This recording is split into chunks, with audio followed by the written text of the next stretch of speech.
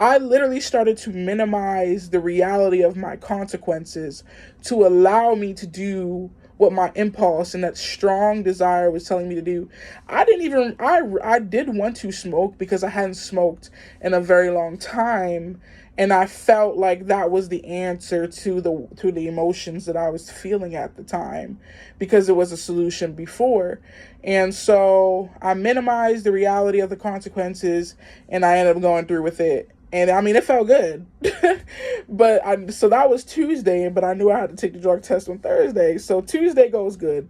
Then Wednesday is like, well, I mean, you did it. You might as well smoke the rest of it. I mean, it could show up on the drug test, but you'll just, deal with it when you know what happens. And then Thursday, before I went in to go take it, I had all this anxiety and all this fear. My heart was pounding, and I was just feeling so nervous and all these negative emotions. And I was like, girl, this is not the time. You already made the decision. Wouldn't it have made more sense for you to have all this anxiety and nervousness before you did it? Because if you would have had it before, you probably would not. If you would have let that sink in before, if you would have let all these worries and anxieties sink in before you did the behavior, that would have made more sense. But you've already made the decision, so don't sit here and be scared now. You already did it. And I thought to myself, well, I mean, so that's when I started to understand that I'm impulsive.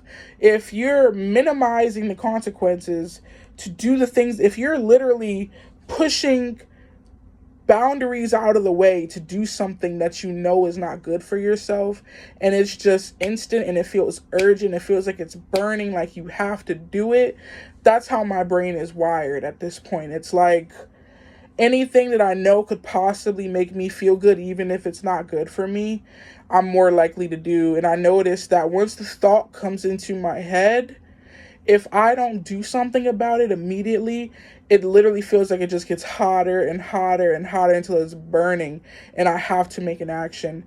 I've learned that sometimes inaction is an action. Sometimes I can have that strong desire, but just say, I'm not going to do anything. I'm not going to go to the store. I'm not going to get up. I'm literally just going to sit here and do nothing. I'm not going to act on it. Sometimes that works.